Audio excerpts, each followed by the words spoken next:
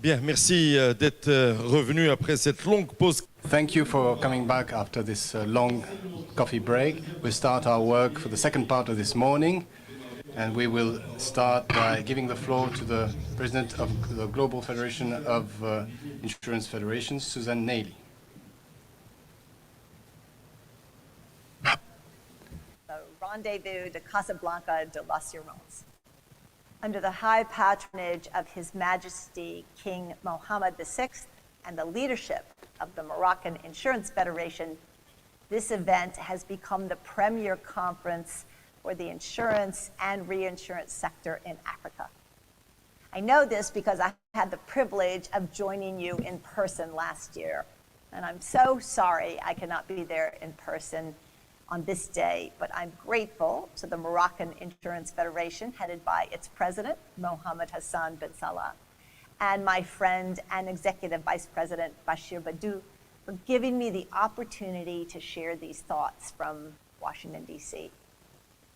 This conference showcases the vital role insurance plays in safeguarding people and organizations from life's risks. It is also a testament to the tremendous work being done at the crossroads of Africa, the Middle East, and Europe. Through the Global Federation of Insurance Associations, the FMA, and our global colleagues provide a strong, unified voice on global insurance matters. Working together, we are a force multiplier in our mission to help people and organizations around the world access what they need for financial security and peace of mind. I'm pleased that many of my JIFIA colleagues are there in Casablanca. Michaela Kohler, Florence Lusmont, Toyo Sasaki, Marenchu Del Valle Sean, Richard Weordin, and Ala El Zoheri. I know you will benefit from their keen insights. Thank you all for being here to support the insurance industry and the people we help protect.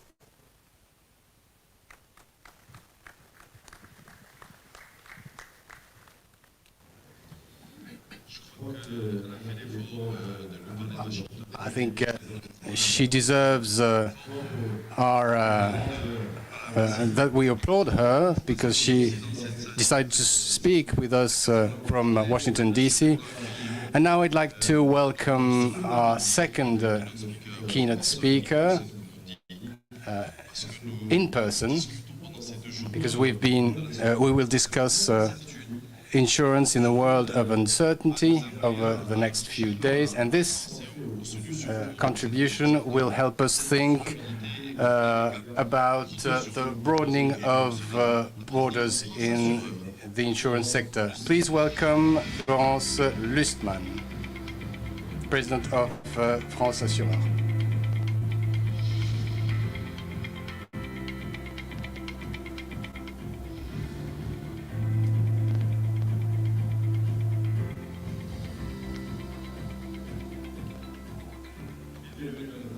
Welcome, Madam Chair.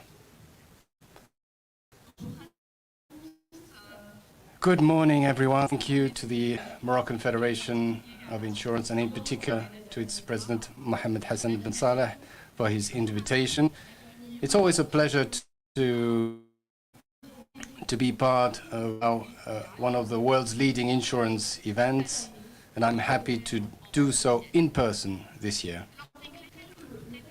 And to shed light on the general theme of these meetings, namely what insurance world of, I would like to raise with you the issue of insurability and the protection gap. I will naturally start from the situation in France, the French insurance market, which is the largest market in the EU, which is characterized by a very high level of protection. Public via our social security scheme, our pension schemes as well, but also a very high level of private protection via insurers, which I usually summarize by saying that the French citizen is a very protected species. But before we talk about protection, let's discuss risks. For the 7th year running, we at France Assureur carried out our prospective risk mapping in 2024. This is an annual review which brings us to speak with 200 experts and business leaders who assess 25 risks over a 1 to 5 scale, and they assess the frequency and severity of these risks over a 5-year horizon. This mapping is also available on our website. In 2024, the top most important risks for the next coming years, there are 3 ex aequo risks: the economic environment, climate breakdown, and cyber attacks. And these 3 risks are around 4 out of 5, very near the maximum level. And this year we have renewed this exercise. We have graded the risks, but we asked experts to assess the interdependence between risks, because all these risks are intertwined.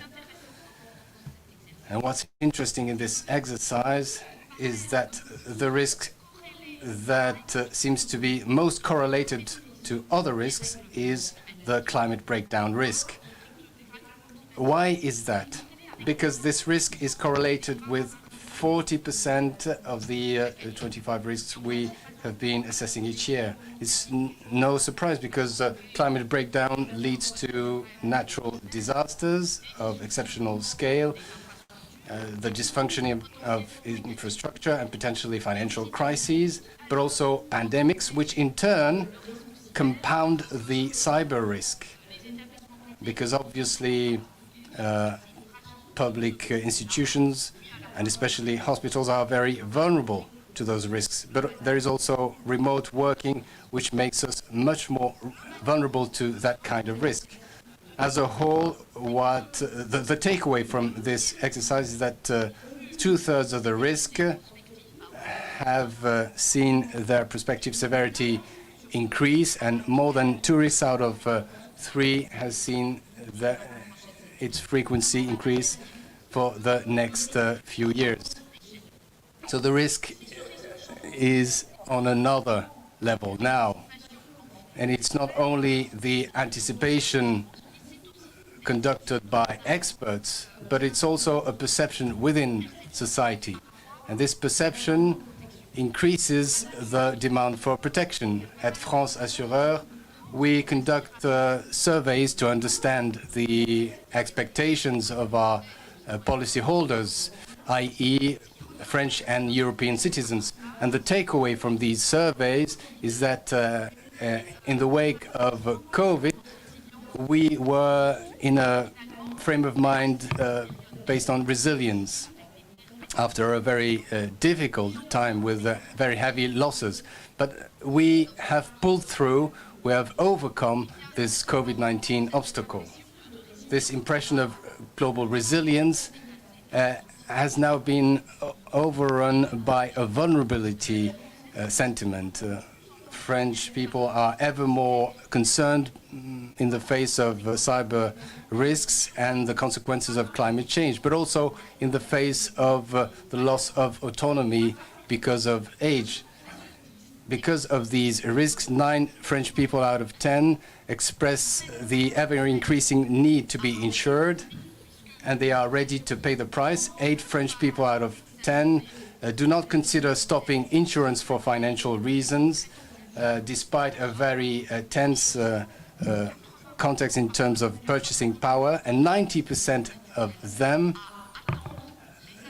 expect from insurers a protection against natural disaster risks. So the increasing risks are an opportunity for us as insurers, and we need to see how we can convert this opportunity. And this is where we need to look into insurability. This is a concept on many people's minds, and this is a positive concept. When I look into this risk mapping, I can discuss it sometimes on the national radio, and 10 to 15 years ago nobody mentioned that risk, and now risk is a very important topic.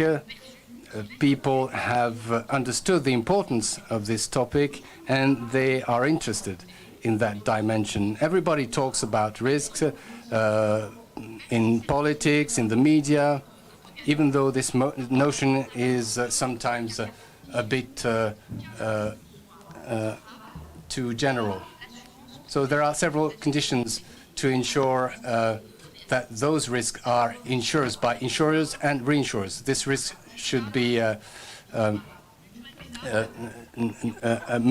poolable, or but also insurable in its magnitude, given the assets of private companies. So there are many risks that can be insured by the private sector. And sometimes I hear that in France, insurers do not want to insure anymore. This is nonsense. Insurance is our business, but we need to come together around the table to discuss these conditions and ensure these conditions are met so that we can carry out our business. And there is a certain deflection in the use of insurability or uninsurability terms. Sometimes in France, people say that risks are uninsurable. This is not true, but the cost of risk is rising. Risks are increasing. We are seeing this in this mapping in terms of frequency and intensity. The cost of risk is increasing. And although in France we have a competitive, most competitive market in Europe, and competition weighs on costs, but when risks increase, prices increase. But those risks remain insurable, and we need to do everything we can to work and address this cost of risk. And this is what we've been doing by speaking with public authorities on the cost of reparation. Our purpose is to repair our world. We repair houses, companies, cars. We try and repair the health of our citizens. And when I think of car repair, for example, there is a natural inherent inflation of repairs. Even when the rates were negative, there was an increase each year. So we need to tackle the root causes, and we need to limit this inflation which weighs on the costs of repair. And I have long discussed through the media and the social media certain practices that have increased in the national debate. For example, when a car window breaks, of course, you change these parts, but some operators offer a Nintendo Switch console or other goods which have around about the same value as the window which is to be repaired, the windshield which is to be repaired. So much has been said on social media, and this has allowed me to discuss the mutualization process. For us insurers, it's a very common concept, but it's very difficult to explain to other parties. And what I've said is that when some policyholders want to repair their windshield, and when they receive some goods that have the same value as the windshield, this means that the reimbursement is twice as high, but the cost is on insurers. I'm not the central bank, so those costs are distributed. And people understand very well the concept of pooling, of mutualization. So it's very important to raise very concrete topics that can seem a bit simple, but this helps us make people understand that when the cost of repair goes up, the cost of insurance can go up as well. Although this is a requirement for us, given that insurance is a constrained expense for citizens, and therefore we call on public authorities to help us maintain the financial accessibility of insurance, and thereby help us fight inflation or repair inflation. Concerning risks, there are three ways in which we can address this, and I will give you examples. In some cases, we have managed to negotiate, but in other cases, our influence is not as good as to allow us to do so. We have proposals, but they have not been adopted yet. So the first one is to say that there are simple things we can do to facilitate the coverage of risks. They can be legal, tax, or accounting measures. For example, our business is to pool risks, and today we pool risks between insurers within a given year for simple accounting reasons, and especially IFRS standards. We can't pool risks over time for tax deductions, but there are risks which occur much less frequently than within a year. And if we can't provision what we can pay for a given risk in order to accumulate the amount and settle a much more severe claim, and this limits our capacity to cover risks. So this is a simple concept which is to extend the coverage over many years. Another example is cyber. This is a prevention topic. This is now well established in large groups, but it is less so in SMEs. And here we have worked with general agents, with the gendarmerie. Many of their agents are trained in cybersecurity in France. 19,000 people crisscross the country to work with SMEs, to discuss password change, the protection of data, robust passwords. So we are still in a situation, if we compare this with theft insurance, in which people leave their home without locking their window or their front door. So there is still room for improvement when it comes to cyber security. We need to raise awareness. As insurers, we can actively take part in the promotion of these good practices.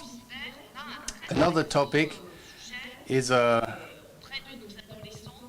major topic when we think about teenagers, which is training, and the President mentioned this point in his introductory statement. And we thought we needed to wage a campaign which targets teenagers. So teenagers today are policyholders tomorrow. So we have carried out a campaign entirely targeting teenagers with a web tool, which means an online cartoon which features characters, and those characters meet several situations, including cyber bullying and data manipulation. And this also has to do with the consequences of their actions online. In the same way, you may be aware that the French people are very concerned with the loss of autonomy related to age. There is no universal dependence coverage in France. There are insurance contracts with capitalization, but it doesn't work for everyone. So this is a societal requirement. Whatever the amount of assets, everybody requires that kind of coverage. So we thought of a solution to bring an additional independent guarantee, which would be distributed over 96% of French people, which are covered by complementary health insurance. So this does not require public funds. So we've been promoting this solution, and I think Madam Minister mentioned that point.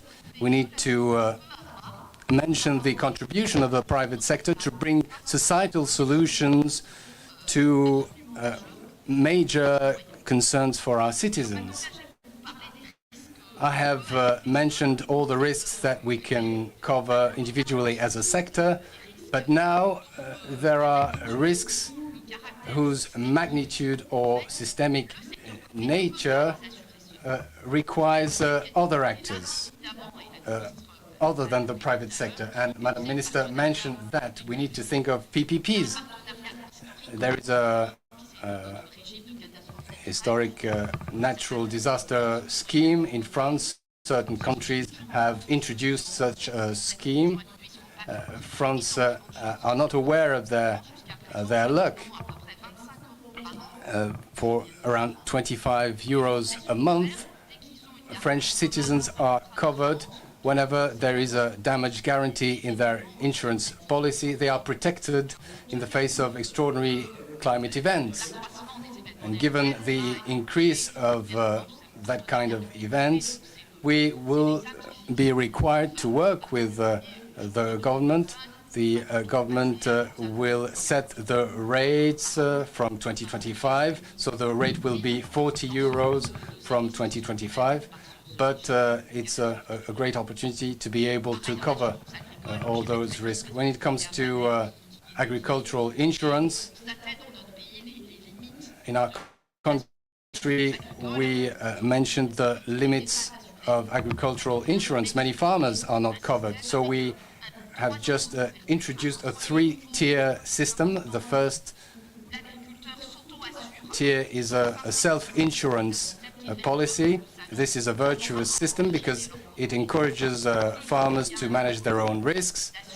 There is also, beyond that, a pool of insurers, and for extreme events, there is a possibility for the government to step in. So this has been done, and we have another proposal in the pipeline, and I think all insurance markets have been severely hit by the COVID crisis, and the issue we all faced in the COVID pandemic, insurance-wise, was the coverage of the economic consequences of COVID because of administrative closures in the whole of the economy. We've been significantly hit by these measures, and this is what the Supreme Court in France decided, that this should not be covered in our insurance policies, but this doesn't mean that there should not be a solution for the next crisis. It might not be a pandemic, it might be something else, but there are many exceptional events that could have to do to climate or terrorism, which could bring authorities to conduct administrative closures locally or domestically. So, it could be only in some areas, and this brings all shops to a halt, and this has consequences. So we have come up with a system called CATEX, which, if adopted, and it is not adopted today, it would allow us to pay resilience capital, allowing policyholders to get through the crisis. So we've been discussing this with public authorities. The difficulty facing them is that for this to work, this should be pulled on a large scale, and therefore it should be included in all corporate multi-risk policies. So this is to illustrate that we have a capacity to bring answers to large challenges facing us, facing our companies and our economies. And the third track, which is in fact the first chronologically, is prevention and adaptation. The best claim for everyone is the one that doesn't happen, the disaster that doesn't occur because of prevention. If we think of natural risks, there is still room for improvement. As I've said, we have surveyed French people to discuss their risk averseness. And when we survey them, more than half of French people are aware of the importance of natural risks and their severity. And now if we ask them whether they are prepared or not to protect their home, for example, only a third of them have already prepared to deal with the consequences of floodings, for example, or storms, or hail, for example.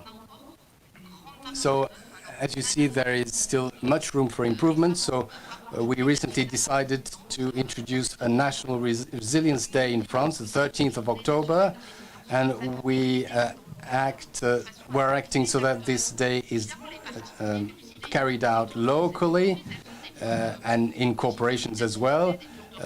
Corporations have recovery plans, but very often they forget to model or factor in natural disasters in their business models. They all face those risks, but there are also local authorities that need to do better to come up with prevention plans. I'd like to mention a last example that has to do with prevention. As I've said, risks are becoming larger. French insurers have also begun to work on a larger scale on natural disasters. We have a very specific risk in France, which is the retreat or swelling of clay. When we build on clay, clay acts as a sponge. It swells, and when it dries up, it becomes smaller. So the walls of houses built on clay grounds become uninsurable. So this is a very important topic for us. More than 11 million homes are subject to this challenge. This is a significant topic, and so we decided to introduce an initiative that will allow us to test new technologies. These technologies will help us strengthen the resilience of buildings. And in prevention and adaptation as well, as Madam Minister mentioned as well, and I was glad that she mentioned it, we have discussed balance sheets, but there are and liabilities, but there are assets as well. And with our investments, we are significant investors in the economy. So our assets are increasingly targeting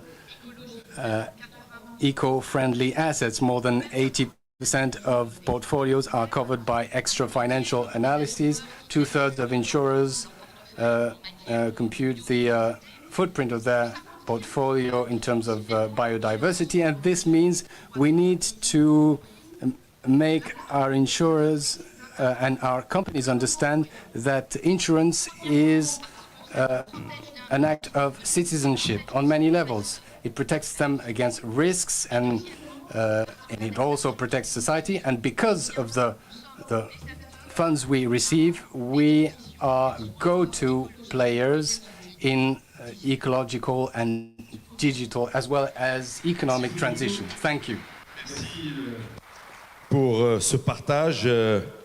Thank you for this sharing of information, for all of the lights you shone on the French market and the different levers that you use to face this challenge. We're now going to talk about the role of insurance to overcome the shortcomings and the pitfalls in a more uncertain, wider market, the Japanese market. Mr. Sasaki Toyonari, the executive director of the LIIJ, the Japanese Association of Life Insurance.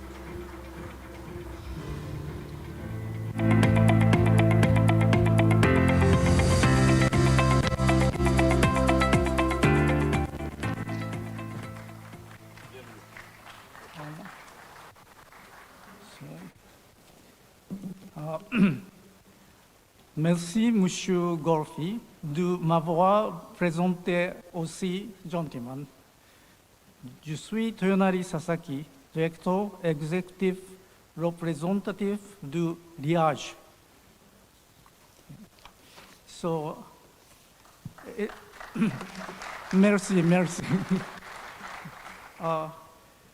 It is an absolute honor and privilege to have the opportunity again to address such a prominent group of people.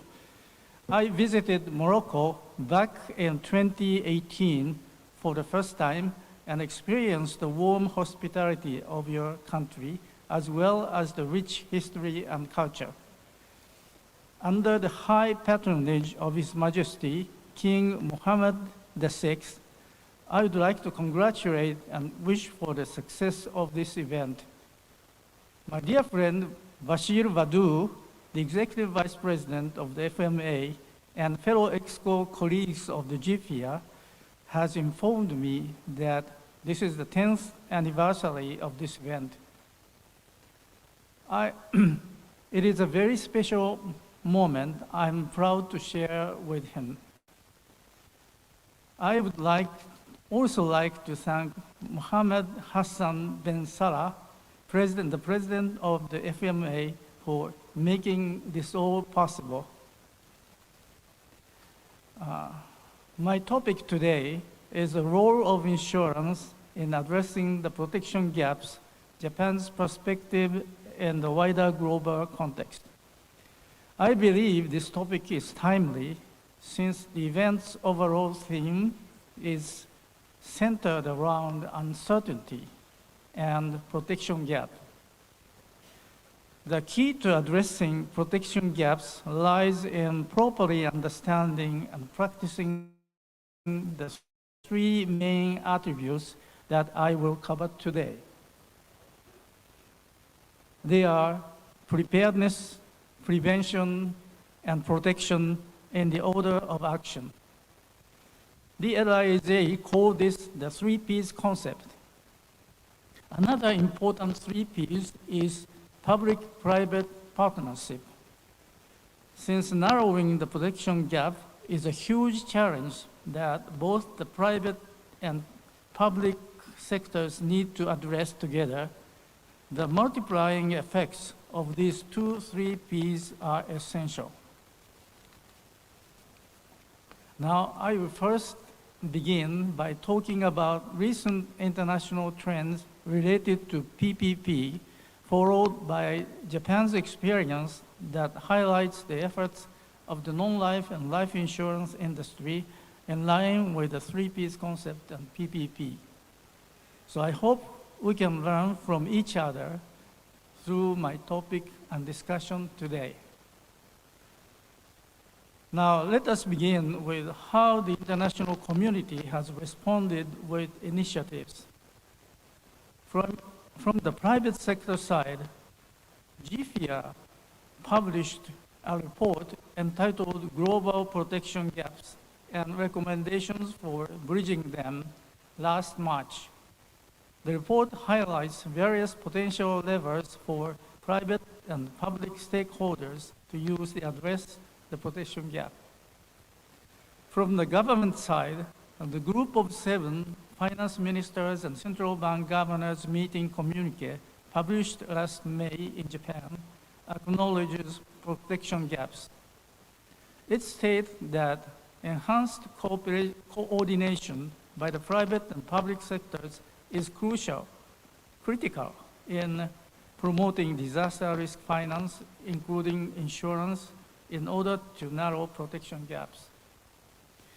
From the supervisor's side, the International Association of Insurance Supervisors, or IAIS, has published a report on protection gaps related to NatCat last November.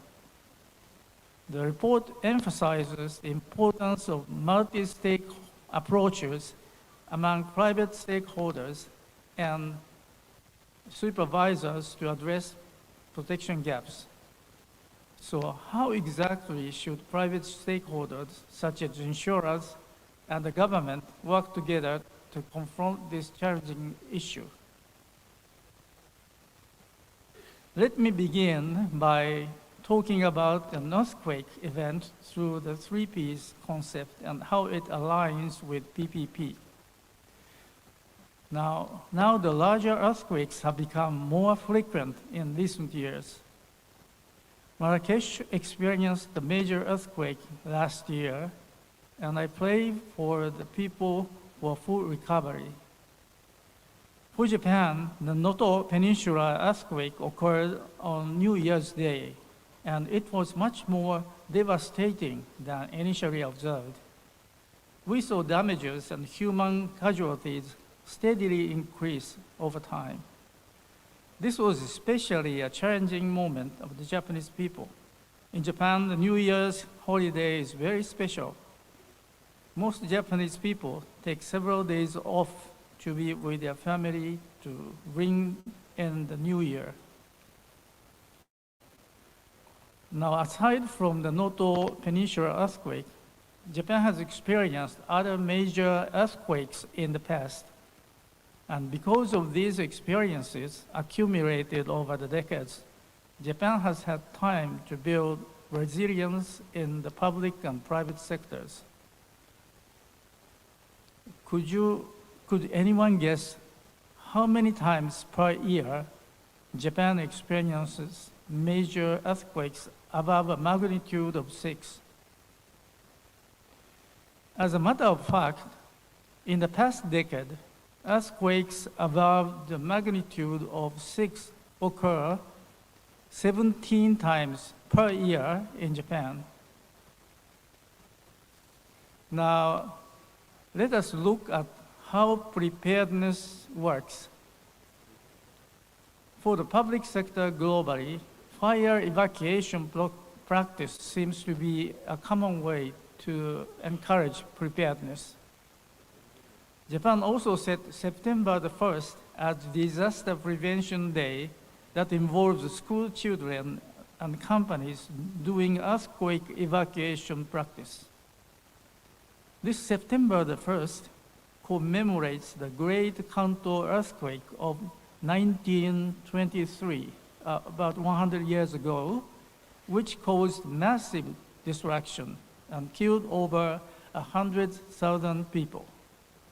It is also held during the week-long campaign to promote the understanding of prevention and preparedness related to NatCat events. Insurers also support promoting preparedness by providing useful information. Next, in terms of prevention, the government works as the first line of defense to prevent and mitigate the initial and further economic loss.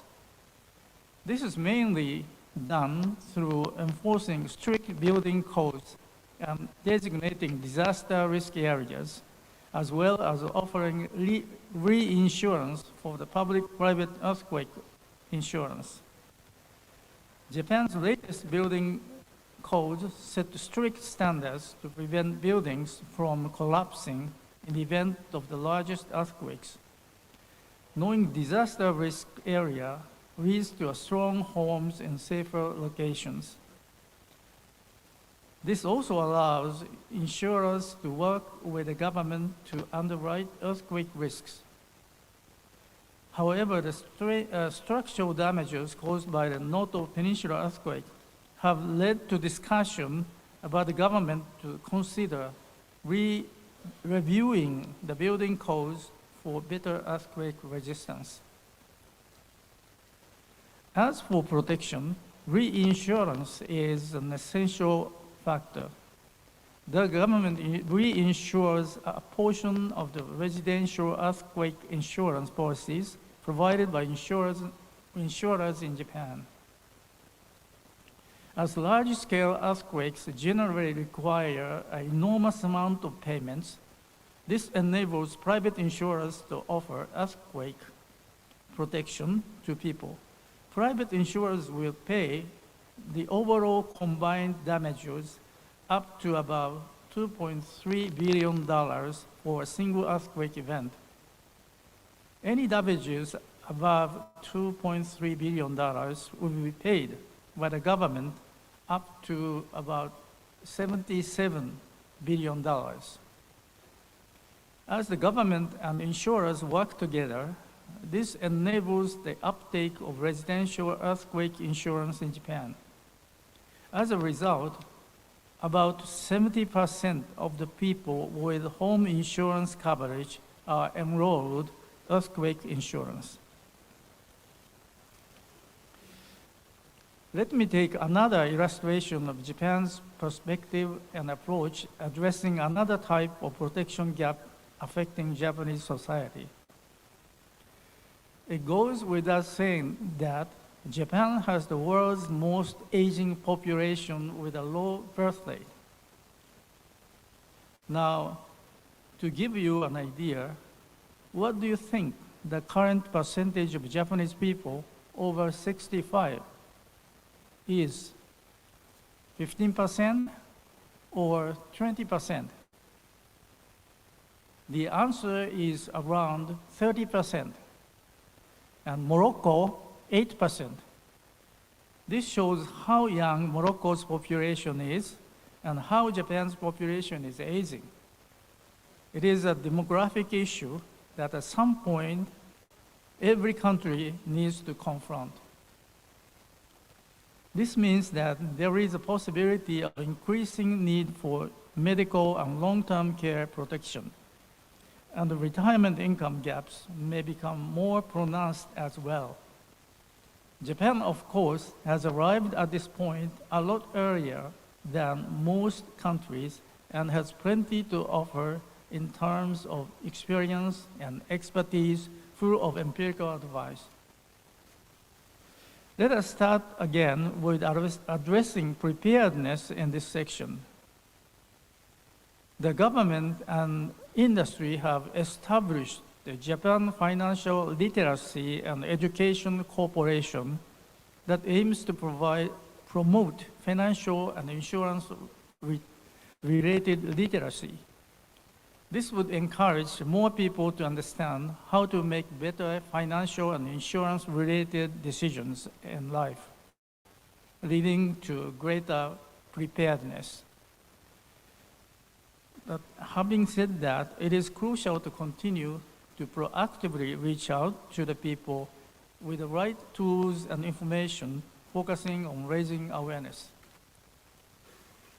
As for prevention, one notable effort in the public and private sector is promoting healthy living as a form of prevention.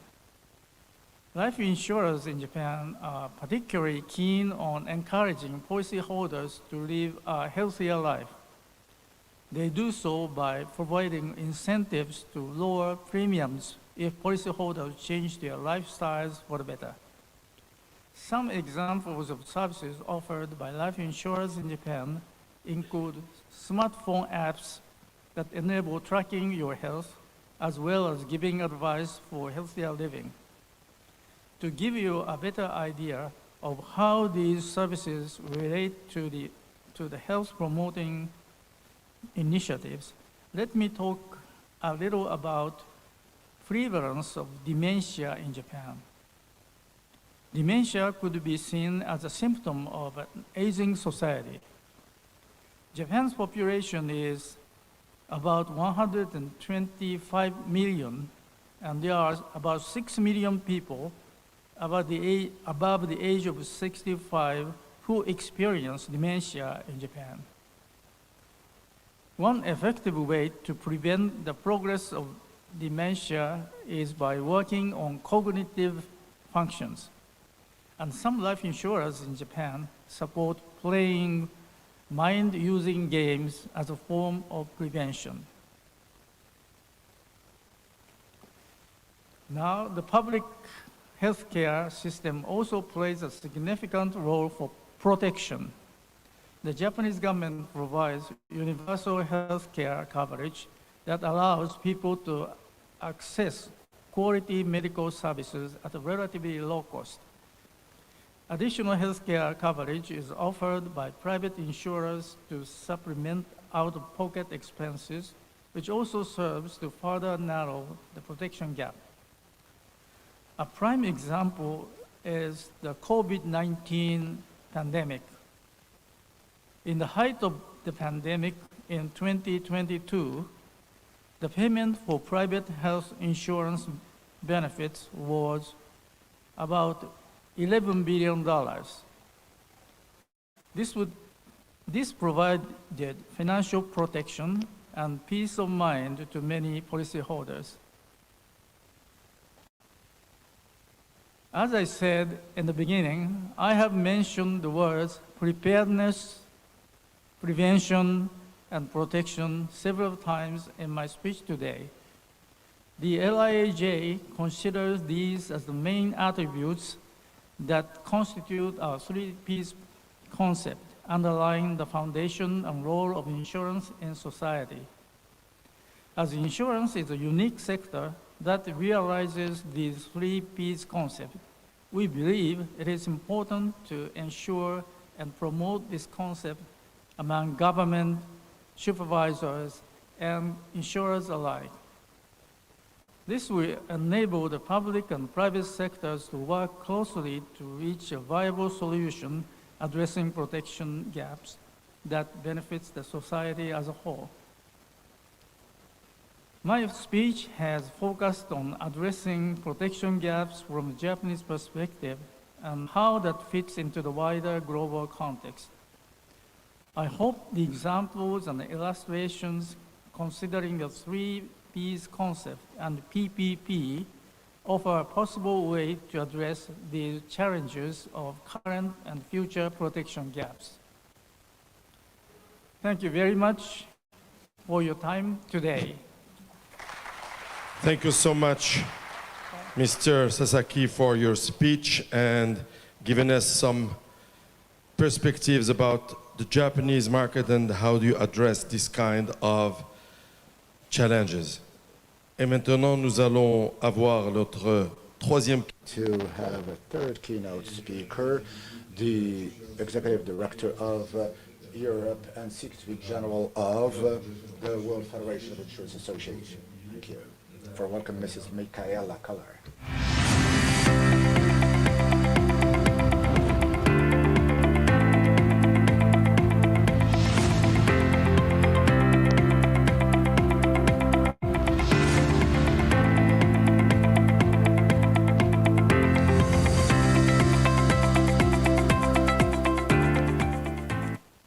Bonjour. Good morning.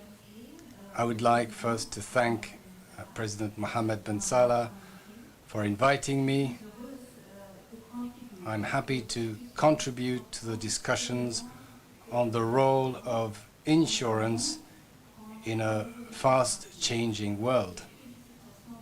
And also congratulations to my dear friend Bashir Badou, who represents not only the Moroccan Federation, but who's also a treasurer of the Executive Committee of the World Federation.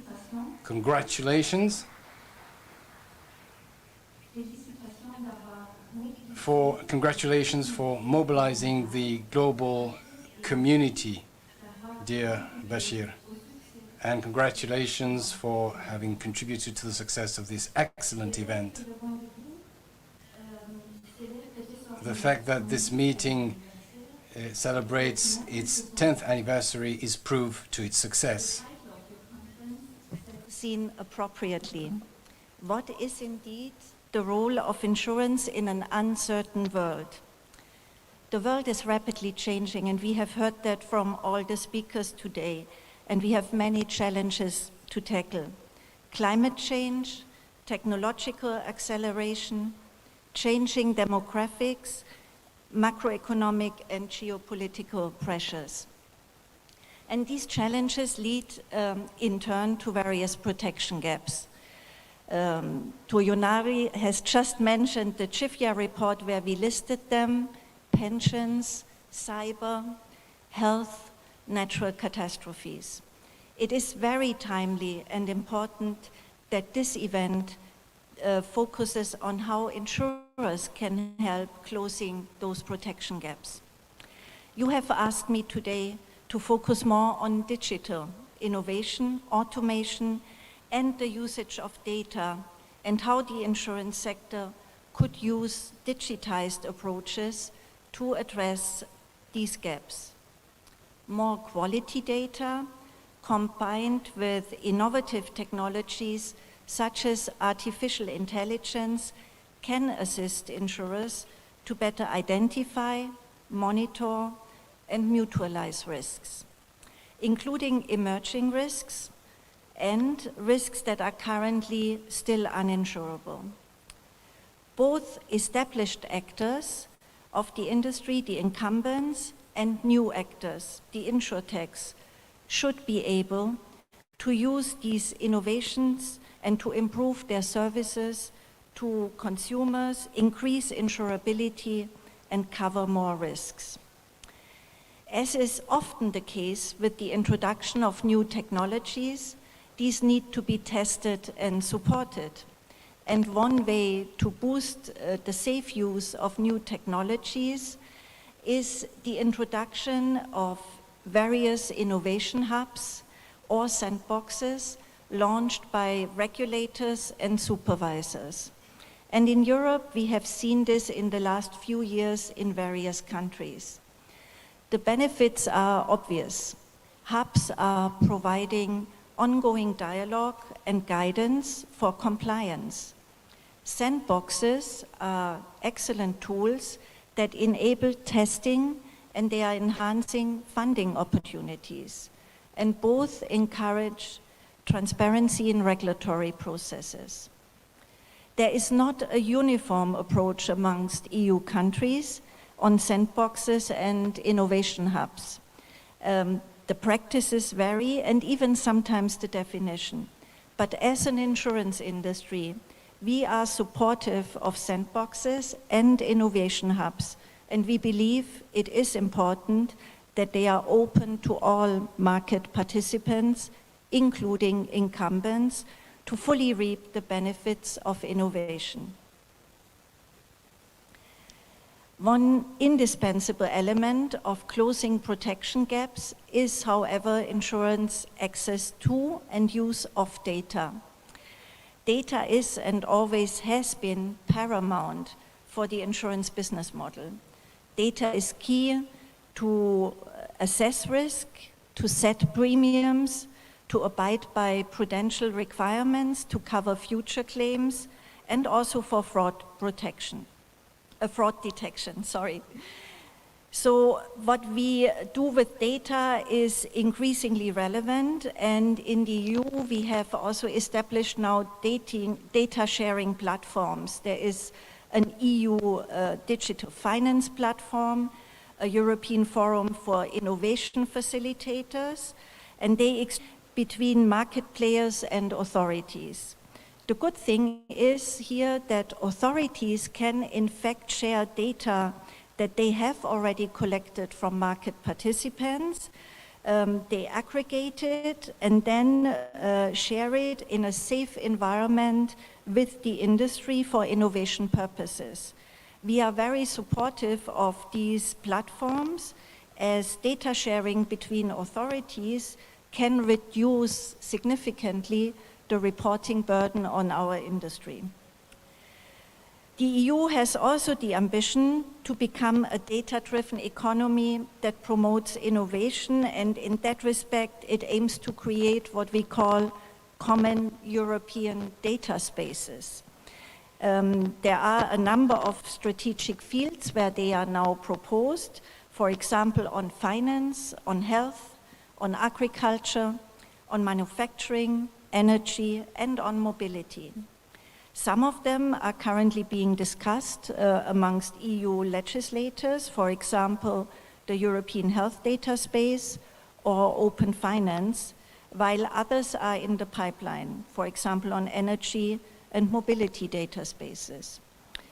The insurance sector obviously supports these EU ambitions, as the exponential increase in cross-sectoral use of data is a huge opportunity not only for insurers, but also for their customers. And it could help us narrow various protection gaps. However, there are challenges also related to the use of data. Despite the general recognition that data is a driver of innovation and growth, insurers' use of consumers' data is increasingly under scrutiny from some EU policymakers, notably in the context of the industry using new technologies, AI, for example. In particular, there are concerns about the potential risks associated with insurers accessing data at a more granular level and conducting more individualized risk assessments and pricing. And as these initiatives tend to address horizontal issues, we have the challenge that many of the relevant policymakers are not so familiar with the insurance sector. They do not fully know how insurance works, and they sometimes don't understand how fundamental data, in fact, is for the insurers to cover the risk. This is why there is a growing trend and also a worrying trend to restrict insurers' access to data. And some politicians perceive a more refined data use as a risk of financial exclusion for consumers rather than an opportunity for innovation for insurers. So we are dealing with the challenge of convincing policymakers to not only develop an interest in insurance, but also to understand it better, so as to avoid that best intentions result in unintended and negative consequences. I would like to give you a couple of examples. We have, I spoke about the multitude of EU data spaces, and that also means that it increases the risk for policymakers to work in silos. These policymakers do not necessarily involve insurance experts or insurance supervisors, and consequently there's a risk of lack of overview, especially on the impact these new developments have on the legislation of insurers. So let me take the European health data space. Insurers will not benefit from access to secondary health data. They will therefore not be able to use the data collected in this health data space for their pricing.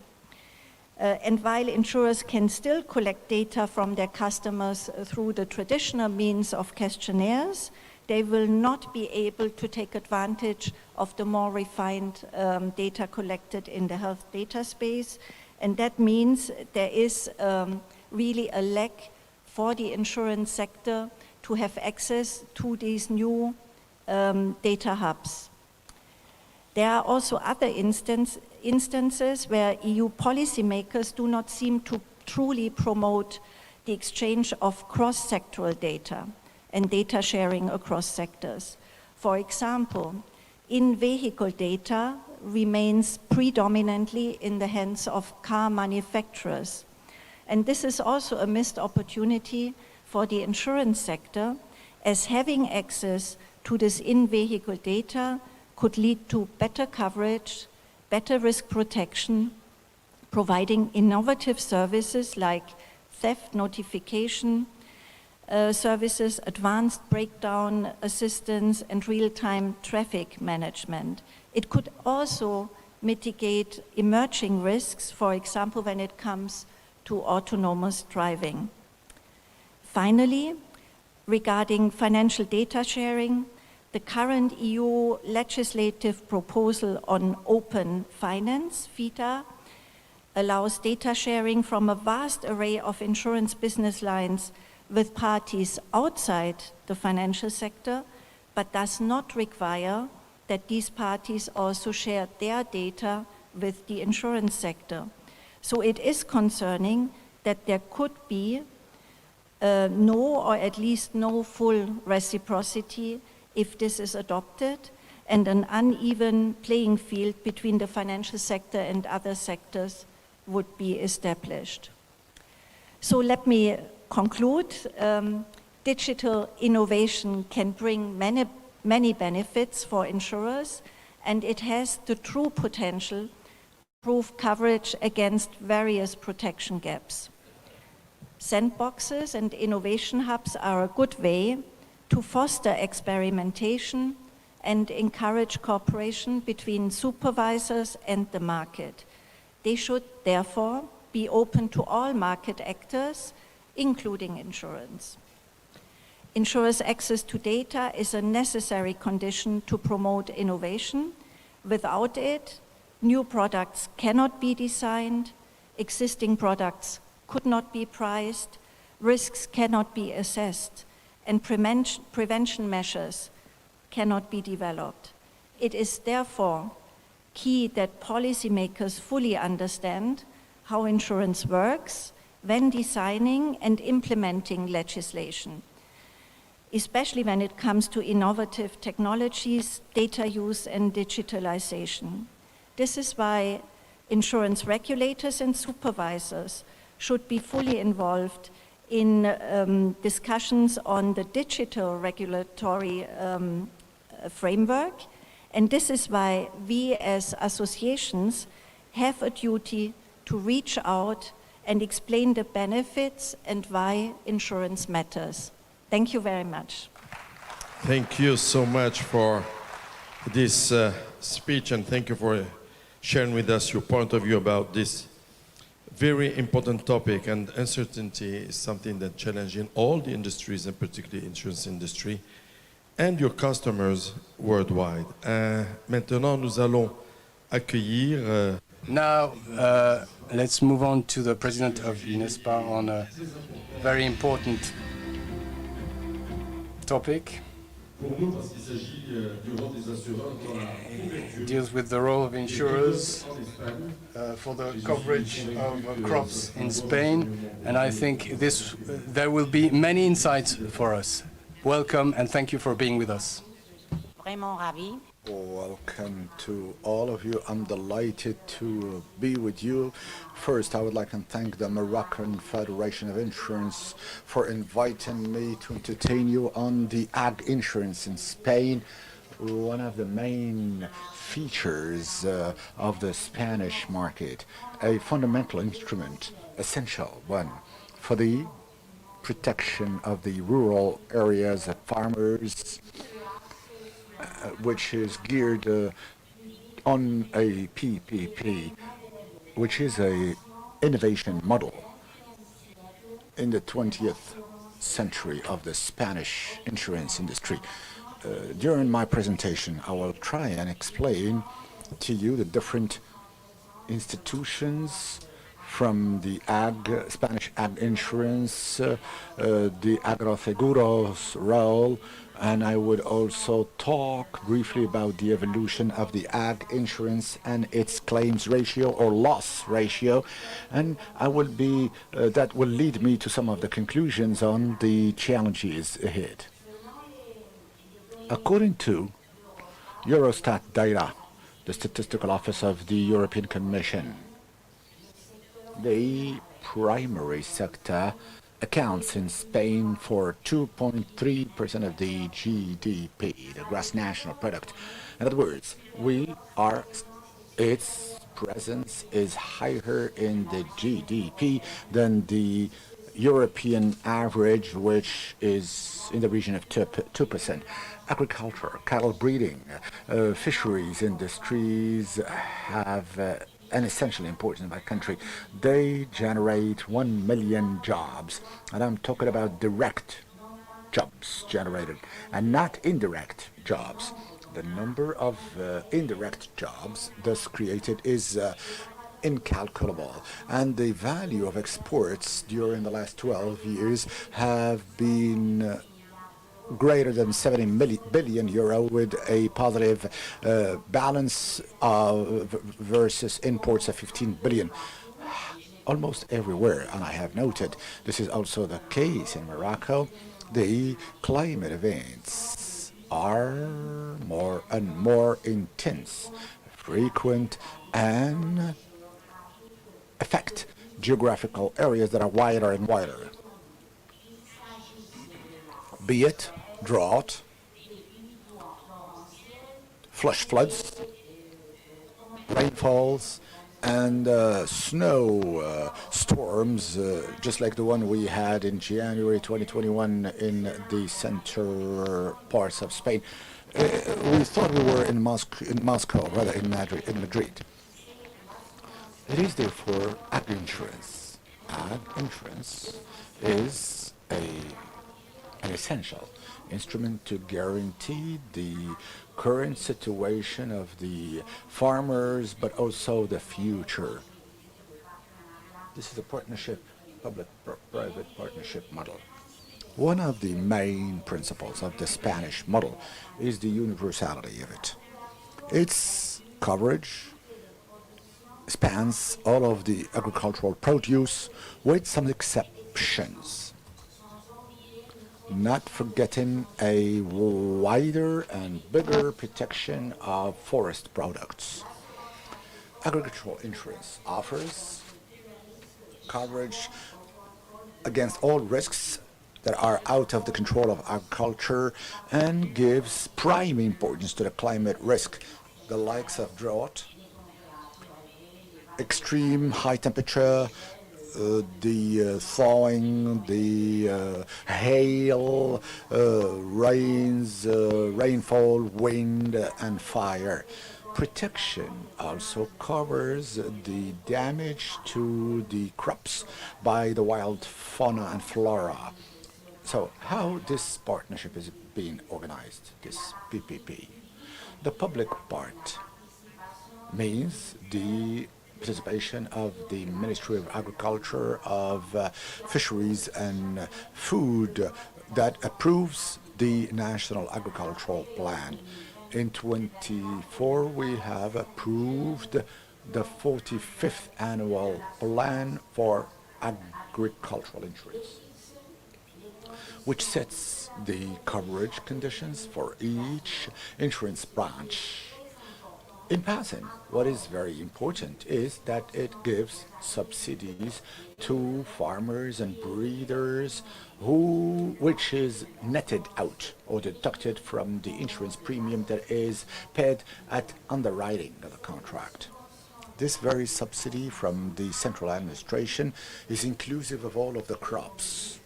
And as you know, Spain does have a decentralized administration or management, which makes it possible the subsidies of the central administration can be topped with or by subsidies granted by the Generalitat, the Spanish regions, autonomous regions. In 2023, the public administrations, both central and autonomous, have assumed on average 50% of the cost of the insurance premium. The remaining 50% is at the expense of the farmers, of the insureds and breeders. On the other hand, the Consorcio de Compensación de Seguros also acts as a compulsory reinsurer of the system.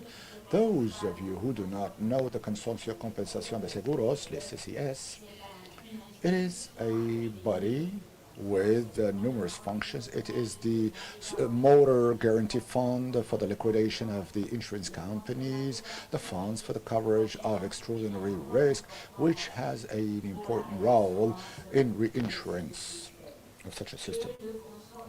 The consortium is being self-financed by an amount netted out from the insurance premiums. So it is one which is distinct from that of the state. So this goes for the presence of the state in the Spanish system. The private party or part of that model centers around Agroseguros, which is the Spanish pool of the agricultural insurance in Spain, and which is entrusted with managing this insurance income. In passing, there are 16 insurance companies that are part of this pool. Agroseguros determines the risk premiums out of the system, and it assesses the risks post claim or loss. This institution also assumes the payment of the premiums for insurance and reinsurance of the consortium and for the reinsurance which is not covered by the consortia with national and international insurers. Agroseguro is the center of the system, and it allows all of the companies, 60 companies, to converge. The state approves of the national plan, and which provides subsidies. The regions, also the farmers and the breeders and the co-ops, the farmers' cooperatives, the associations, and the chambers. And what is even more important, the entire society that avails of the fact that the crops and the sheep and the cattle in Spain are being protected from the climate events. Ag insurance, with its presence, does contribute to support the Spanish primary sector.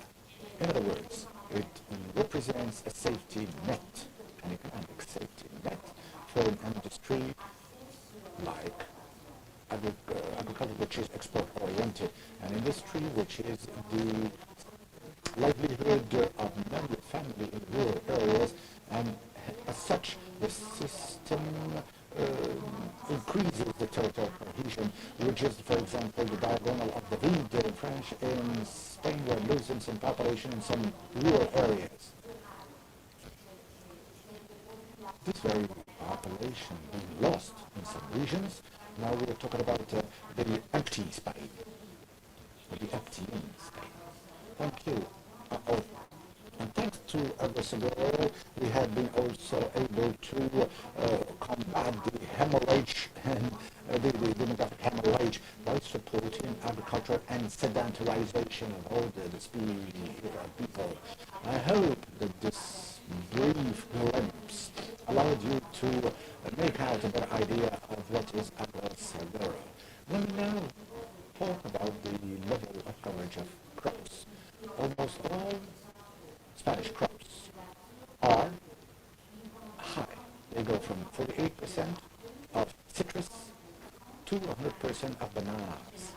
Generally, the coverage are spanning between 65 to 80% of the agricultural produce, which is the case for fruit, kaki, sultanas, and grapes, and cereals and grains. Some figures to illustrating this situation. In 23, the capital insured by Agroseguro stood at about 17 billion euros. This is the highest amount. This is an all-time record in the agri insurance, and we hope to be able to beat that record again in 24. Some additional data, if I may. 6.5 million of hectares are being insured in Spain. The insured capital being increasing, as well as the claims or loss ratio. In 23, Agroseguro paid out 1,142 billion euros by way of indemnities to the farmers in Spain. This is an all-time record. The damage caused by the most extreme drought that Spain has ever seen, ever since we have the data, have led to the disbursement of 496 million euros. This is the highest loss or claim ever disbursed by the ag insurance system. It bore on 2.3 million hectares in Spain, my country. Hail has hit in 2023. We therefore indemnified 391 additional million, and the number of hectares adversely impacted were in the region of 700,000 hectares, with different crops being affected. These two elements, the drought on the one hand, 496 million, and hail, 491 million, add up to 2/3 of the claims or loss ratio of Agroseguro in 2023, and the most affected or impacted crops were the grains and cereals. The historical chronological data does show to what level the insurance is inextricably and undeniably profitable for farmers. Let me give you the following example. For each euro paid out in the premium by farmer, the system has paid back 2.36 euros per euro on average. The quality of service investigations showed the high level of satisfaction by the insured, i.e. the farmers, with an improvement of 8.2 or a mark of 8.2% for the quickness and the efficiency in the payment of indemnities and in the assessment of damage. Even more important is the fact that 1.88% of the insured have declared their willingness to renew their insurance policy. We are now coming to the end of my presentation, where I will be analyzing the priorities and the challenges. The increase of climate events, extreme climate events, is a more and more pregnant reality in the Iberian Peninsula, and this is much more felt in the rural and agricultural areas. The claims ratio figure that I have referred to a moment ago highlight the urgency of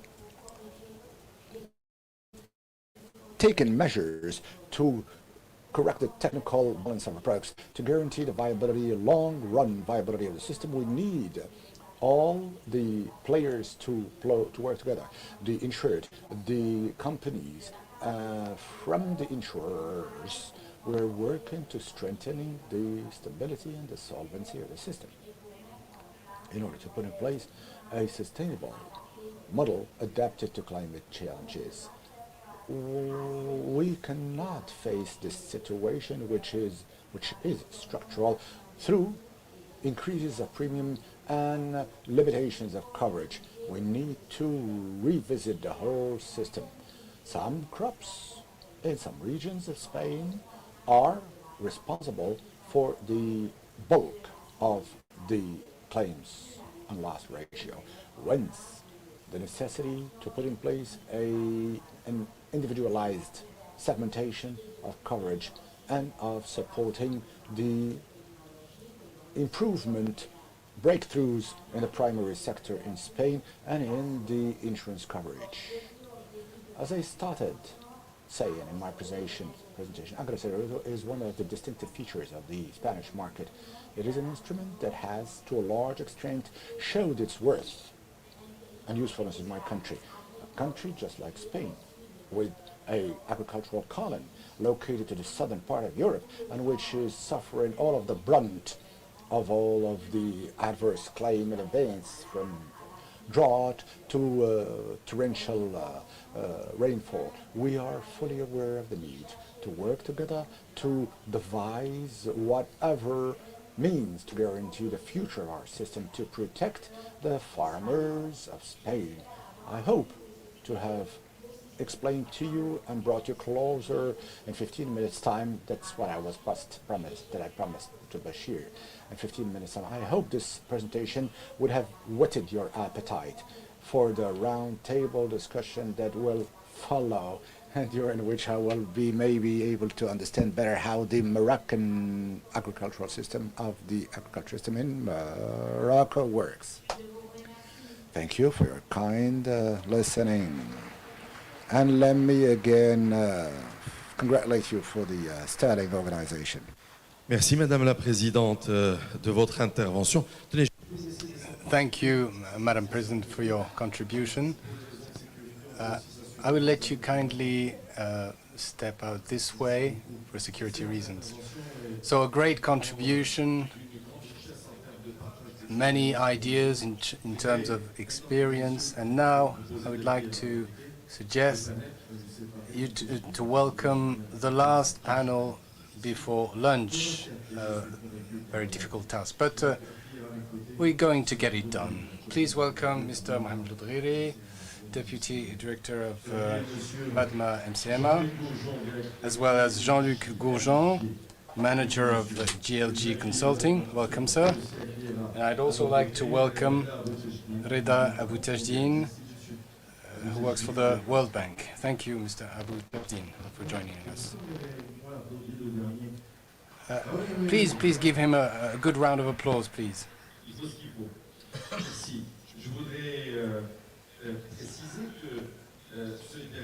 This last panel, this first panel, but which is also the last of the morning, will allow us to discuss an important topic, the future of agricultural insurance in the face of more frequent and intense droughts. We are in the world in which the cycle of crises related to climate change is shorter. The crisis cycles are shorter, and they are becoming unexpected. So uncertainty is at an all-time high. And I'd like to thank the three speakers who will bring a new light into this discussion. I will start with Mr. Abou-Tajdine. The World Bank has been working with Morocco on the financing of disaster risks.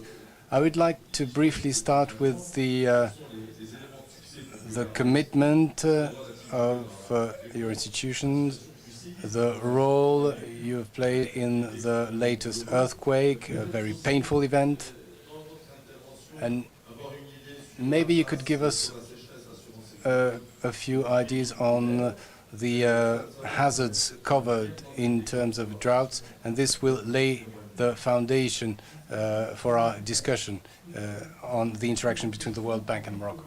To answer your question, we need to understand that droughts has led to cooperation, significant cooperation between the Ministry of the Interior and the Finance Ministry as well. I think we will hear from them about risk. I will talk about the financing of risks. After the Al Hoceima earthquake, we have engaged in collaboration, which led to the rethinking of disaster and risk coverage, which led to the response to the Al Hawza earthquake. This is a dual approach.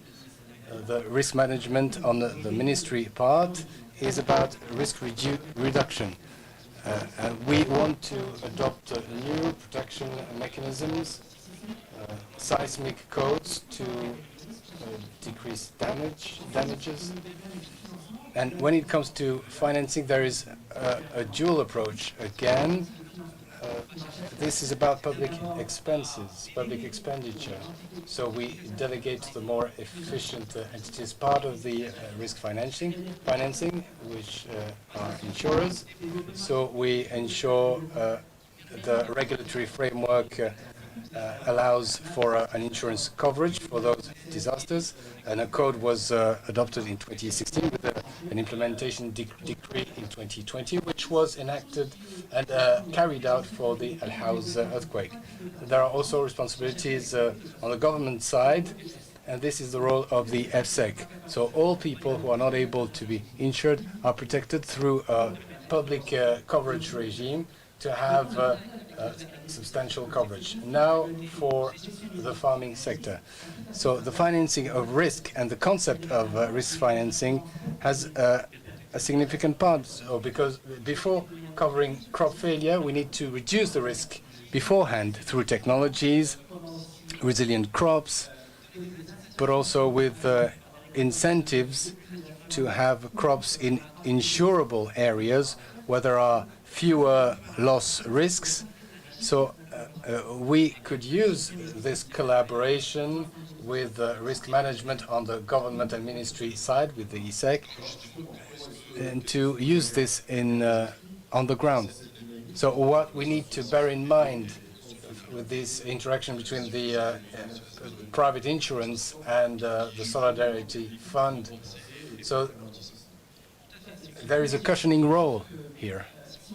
Very much so. If we go back to the fundamental principles of insurance, If I may, in the keynote contributions, we heard about this, especially when the French and Spanish cases were presented on the role of both actors in the most difficult situations. Yes, you are right. This is about having a dialogue. Risk financing through insurance can bring the right incentives. In insurance theory, there is what we call anti-selection, etc. Through the right policy, we provide the right incentives. So from an agricultural policy standpoint, we could have an insurability concept for certain areas, but keeping a solidarity concept for uninsurable areas in Gelmim, for example, which face very frequent droughts. So how do we go about covering these areas? So we could establish a solidarity fund and a private insurance system to cover insurable risks. So we need to reduce risks in the same way. We do this through incentives so that agriculture takes place in the less risky areas. And we could also provide incentives for less risky crops and more resilient crops. There is also the use of technology, drones, for example. This happens beforehand. But once the disaster has happened, there are methodologies to consider. When it comes to the covering of floodings, natural disasters in general, everything has been done ad hoc. But for droughts, there was already an existing system. So we need to build on the existing system. So by doing this, what costs is the verification of claims. Can we do this digitally, for example, or through parametric insurance to avoid heavy costs of verification? So the first phase is the change of the existing situation. The second phase is restructuring or structural reform. The current strategy is to go from 1 million hectare to 2.5 million hectare covered. So do we open the market to new actors? The separation between the private and public sector, does it make sense in this context? So this will involve a discussion with many stakeholders, but the answer is not simple. It's about economic policy, about government policies. At the World Bank, we support the Ministries of Finance and Agriculture to bring the right figures and statistics to enlighten and inform the decisions. As you've said, with climate change, risks are more frequent and more severe. And this will be the case in the future. I will get back to Mr.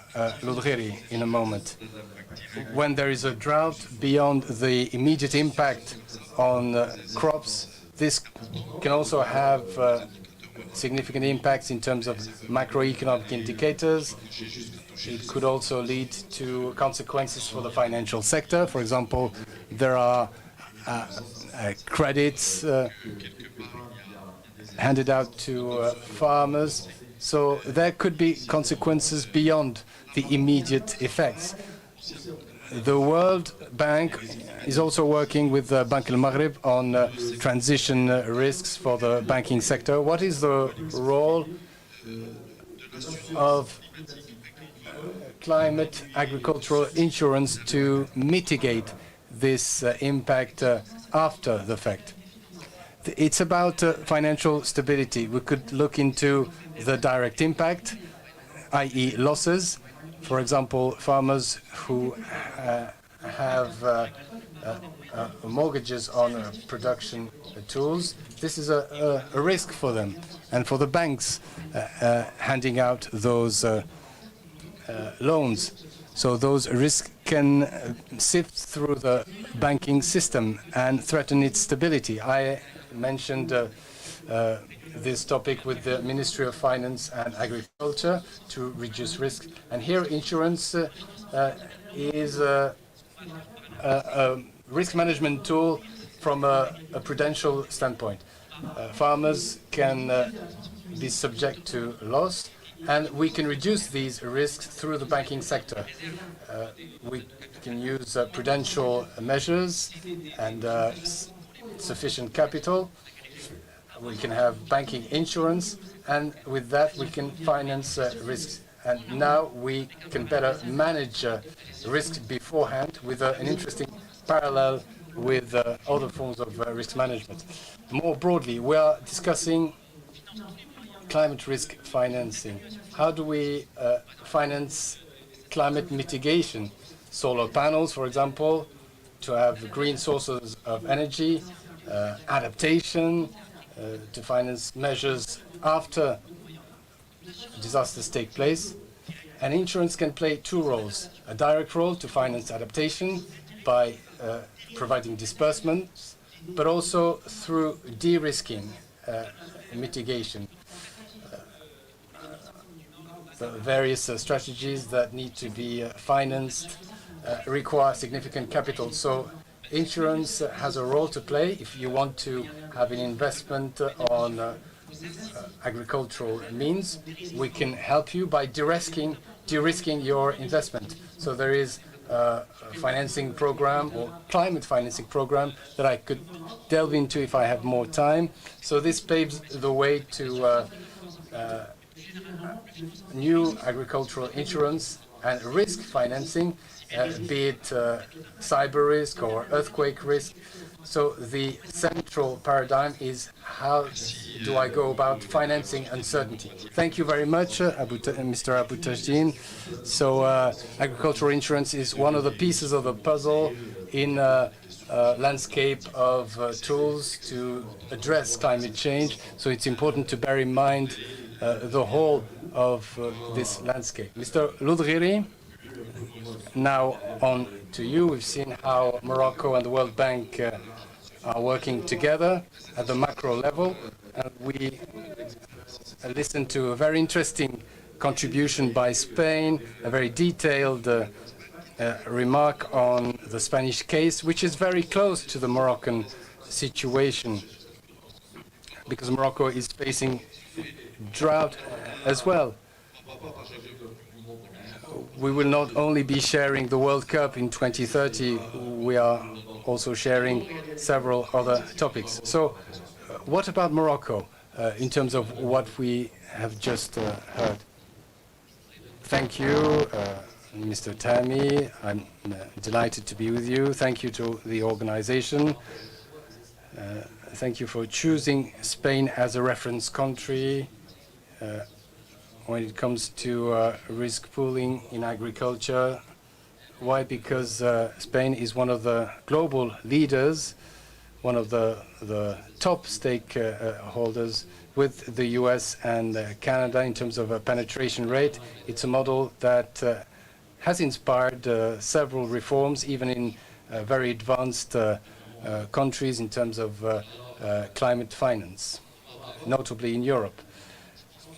In Morocco, I think if we talk about the continent, the Moroccan experience is the most elaborate experience. We started very early, about 30 years ago, and all those systems and schemes are not very old. Some countries have started in the 2000s, so Morocco took an earlier start with an MRC program for large crops, grains, legumes. So in '94, this was in the wake of the drought experienced by Morocco in the 80s. So we started in '94. And another program was introduced in 2013, the MRI, Multi-Risk Arbo program, which deals with Quels sont les leviers? food production. So before discussing the levers, I'd give you a few figures to better understand the Moroccan experience. MRC is so 6 climate hazards, drought. So 2.1 million hectares which are covered.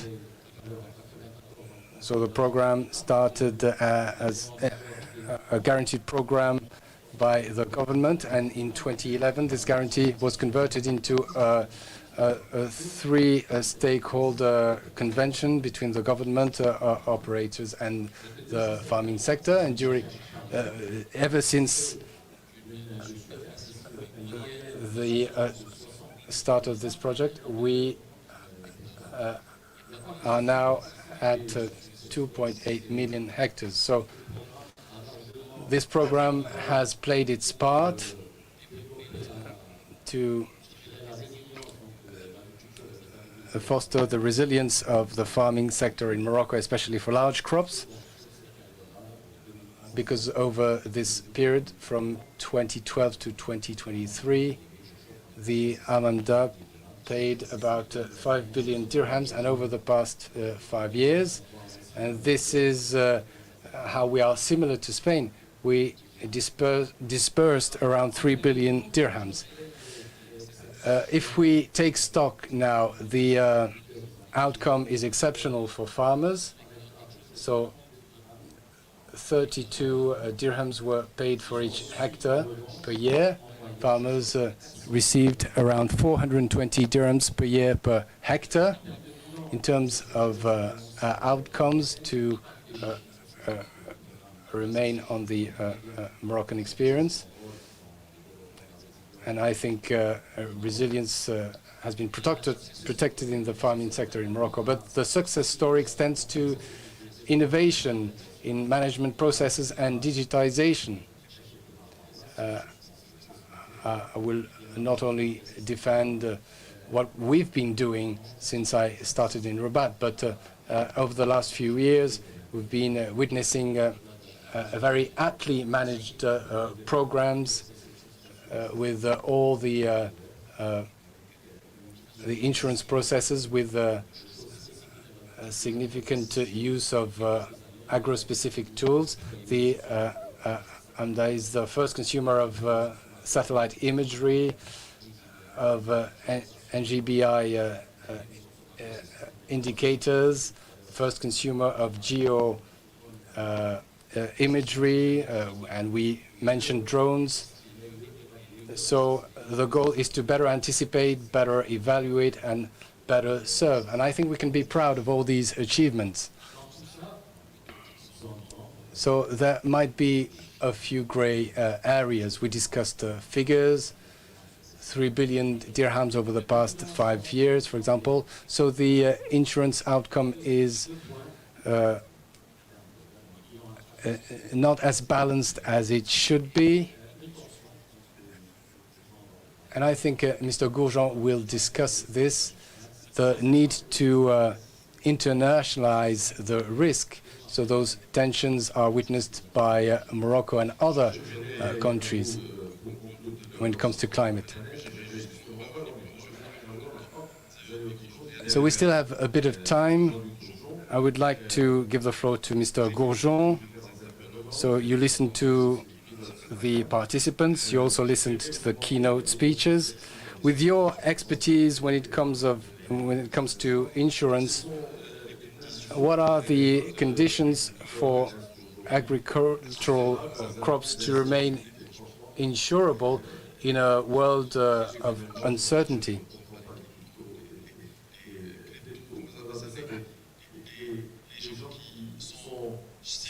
And to be quite frank, I can't understand climate change deniers,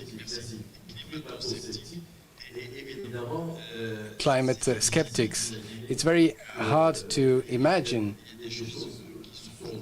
that there are visible phenomena with social and human impact. So when insurers need to step in, they allude to the international character of this phenomenon. So how do we go about making sure that these crops remain insurable? Thank you. Insurability was mentioned with 4 criteria, and I would like to go back to mutualization, because insurers are attempting to mutualize over a year. on several sectors, and reinsurers work over 5 years. Now the specificity of the farming sector is double. The first specificity, as was mentioned, is that insurance repairs. But in our case, we don't repair anything. So we are not facing the same problems. We're dealing with organic matters. And we can note the absence of science or biological technologies, and actuarial techniques are forward-looking in their calculations. The problem with climate change is that this doesn't work. Why is that? Because trends do not help achieve anything. So to answer this question, first, there are no climate skeptics in the reinsurance, the farming reinsurance sector. Spain shared its experience. Brazil in 2022 faced an absolute disaster for the Brazilian economy because the farming sector stands at a high percentage of the economy. This had a great impact for reinsurers as well. So contrary to the insurance sector, the agricultural reinsurers are very few. There is one in Morocco, there are 7 or 8 in France. If you go to the US, there are 10 of them.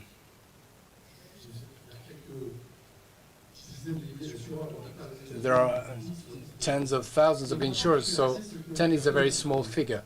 And there are very few middlemen, middle parties. Why is that? Because this is a very technical topic. And because we are talking about a micro market, a micro industry. When we talk about agricultural compensation, if we talk about work accidents, car insurance, those are very small figures. The problem is that with climate change and food issues, this is a significant problem with little funds. There is a problem of distribution. So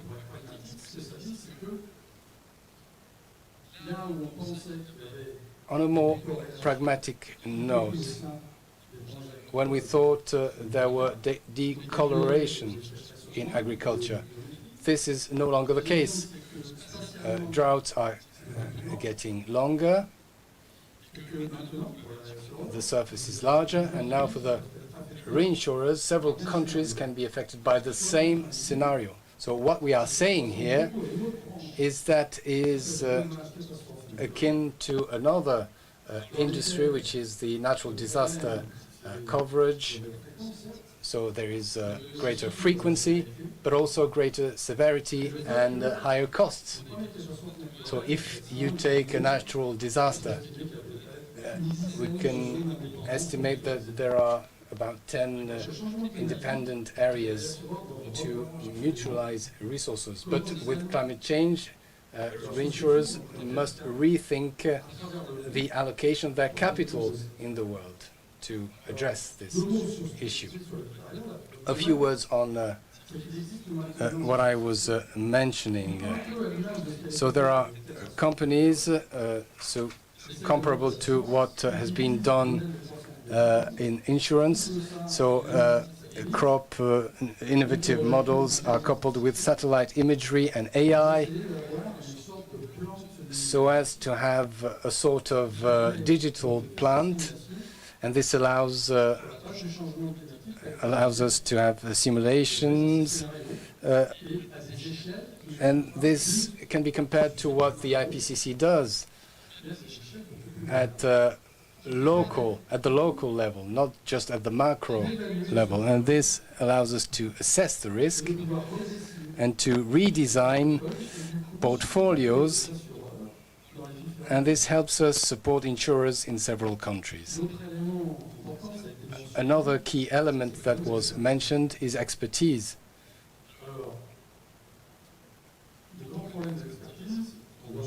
the big problem with expertise, other than the cost, is the shortage in experts.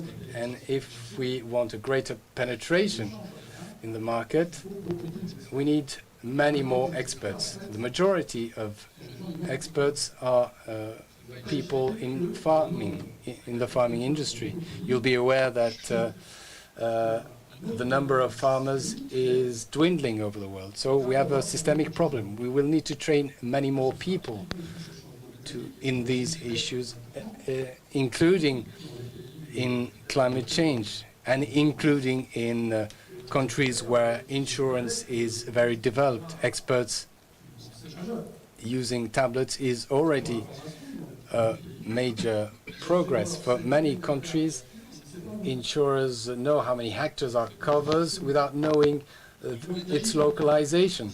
So digitalization is not only an issue upstream, it's also a downstream issue. So how do we mitigate risks in these issues? This was mentioned before. There are new, or the renewal of current agricultural technologies, agroforestry, for example, as was mentioned. There are also new practices, and to finance this, banks will have to get involved, and insurers will have to back them, and insurers will have to understand risks. And for them to understand risk, we need to evaluate the impact this change in farming practices has on risks, because if we are not aware of the risks, we can't price them. Because the corollary of what I was mentioning on the number of insurers is that agricultural insurance heavily relies on reinsurance, much more so than in other areas. So what will be the role of insurance in this world of uncertainty in the face of climate change? I think reinsurers, with their scale, their expertise in natural disasters, where they got involved with models, I think they can redefine the mutualization other than what has been happening so far. Climate change does not only have negative consequences. There are areas in which crops cannot be grown, but there are areas in which crops can be grown now. Which boils down to the fact that a priori the pooling at the international level will remain possible. The reinsurers will have to dedicate both time and funds in cooperation with the public powers and reinsurers to do that. Thank you, Jean-Luc Grosjean, Valérie. As we've said earlier on the climate multi-risk part, Morocco has some figures you've shared, a success story. And I will ask the question, what are the factors, key factors for the success? De bâtir ce succès. Écoutez, il n'y a pas de... Enfin, je confirme. What are levers that made it possible? I confirm, this is a success story. Proof of that is that every year we receive figures and delegations from sisterly countries coming to Mamda, to the ministry, to draw inspiration from Moroccan example. When you see all of the high climate multi-risk advanced penetration rates, United States, Canada, Spain, China, and the list is long, you will see a certain number of common factors for all such experiences. And we may mention at least 4 common factors. I would say that Morocco certainly marks all of the boxes, checks all the boxes. The first one is the PPP. Since 2011, we have seen the impact of this PPP on guarantee climate multi-risk, where we had more than 68,000 hectares to 1.2 million hectares today. That is important. I have talked about the MRA, fruit tree growing multi-risk plan. We are having a guarantee of the state, but the product which is not really uptaken. There is less than 20,000 hectares per annum. Second important criteria is the state subsidy, and we have seen in all those countries it's working when there is a strong subsidy by the state. Morocco certainly checks such boxes, and for some products in China, we are at a level of subsidy which is akin to 100%. Third important element is the strong involvement of the state. We have seen in the Spanish case, Mrs. Rincho, I hope I haven't scorched your name, madam, we were talking about the INESA's role, which is an outgrowth of the Spanish Ministry of Agriculture, involved in the definition of the program with the insurers, but also committed in the whole process. And we have seen other choices made in other countries that have proven not very conclusive. And these countries have made reforms to coming back to the strong involvement of the state. And it is important that the state be a stakeholder for the tariffs, the fees, the expertise, and it's important that the state be part and parcel of all such activities. And Morocco also, so it's a reinsurer. We were talking about the role of the insurance. For the time being, this is the only box which is not ticket. I would add a fifth criteria, which is the agility of the parties. And once again, and I think that for this kind of risk, we're not here on classical risks. The parties must be agile. The Moroccan experience has shown that agility, be it from the Ministry of Agriculture, of Finance, and the operator. And we are now on the fifth version of the product. I think we need to do benchmarking with Spain. Yes, the president was saying that it is above the European average with respect to the contribution to the GDP, 2.3% in Spain, around 2% in Europe. We are by large much more so in Morocco. This shows how much the notion and the concept of agility is important, because the impact on the population is important. We are in a country which has for the last 6 years suffering from drought, and I think that 80% of the agricultural areas avail of, if not live of, the rain-fed areas or crops. Briefly, how do you assess the situation currently? The situation of the hydric water stress in Morocco. Morocco is part of the Mediterranean rim, which is one of the hardest hit by the phenomenon of climate change. Morocco with Spain, out of solidarity, are part of the hardest hit countries in the Mediterranean rim. So the situation in terms of drought and water stress is there for good. I'm not going to touch back on the role of farming, 12 to 13% of the GDP, the number of employment jobs generated, but rather I will mention two important figures. In Spain, we were talking about the value of exports in the region of 75 billion euros. For Morocco, this is an important figure. We have to really debunk that myth, because the social role played by agriculture is not only a social role, there is a real contribution to Moroccan GDP. And in Morocco, in 2023, the exports of food products are about 76 billion dirhams, which is certainly to be reckoned with. This is the third contributor after the exports of the automotive industry and phosphates. It's the food and agricultural process. So these are irrigated crops. And when we know that in a given normal year, the needs of irrigated culture crops is 14 billion cubic meters per annum, which are met with by about 10 billion cubic meters by the surface water, dam water, and 4 billion cubic meters by the private irrigation. for watering.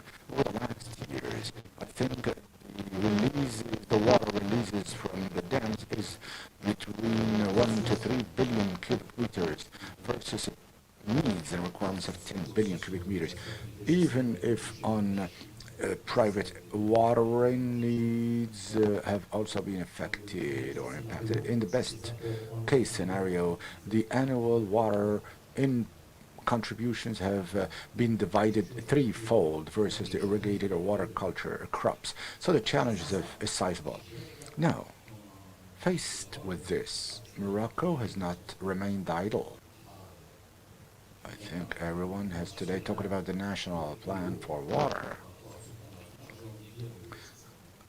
Morocco is now setting up a Marshall Plan for water management with no less than 143 billion dirhams investments on the period 2020-2027.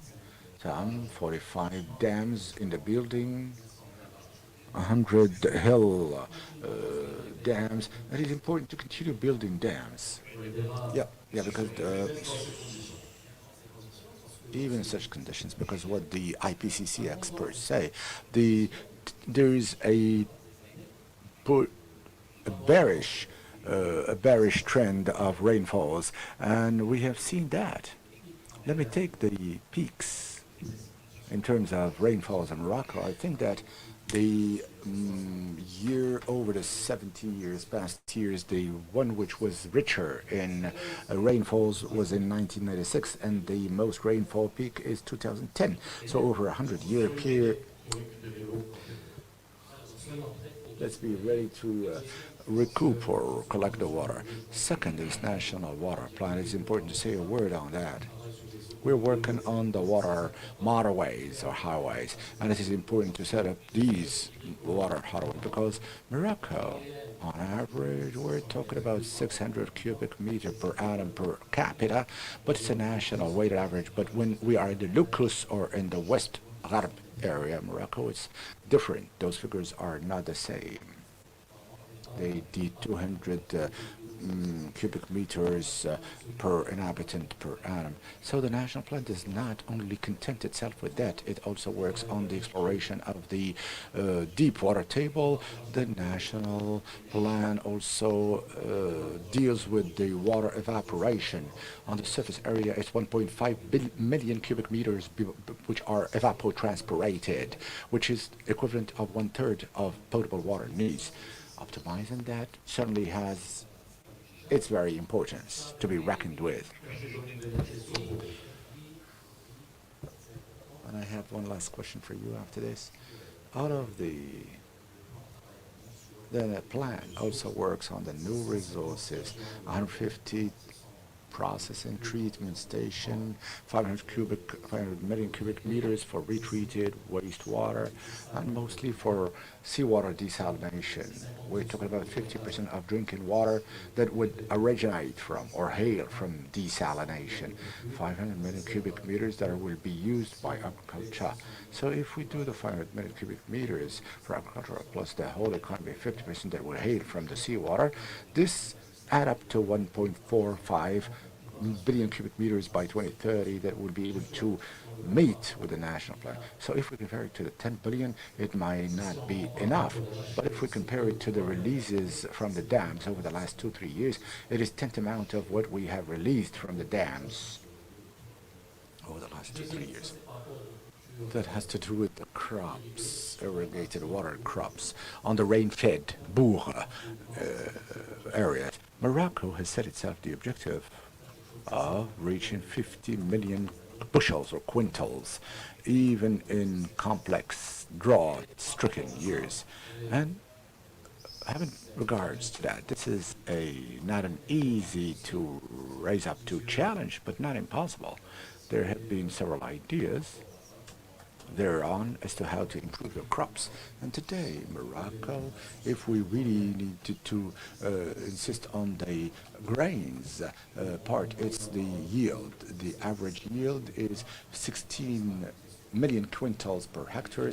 In Ukraine, it's 40 quintals. So there is a margin for progression which is there, which is doable, which is workable. If we do everything we have mentioned, the seeds, the development of seeds, direct tillage, and every time on the seeds, these are gains of 30% on the crops. The direct tillage or seeding is 30%. These are things that are easily doable. Suffice it to really want to do. One last very question, and give us as a brief answer as possible, although the question is difficult. I was asking Jolly Gurjol a question on what are the conditions for the crops to remain insured.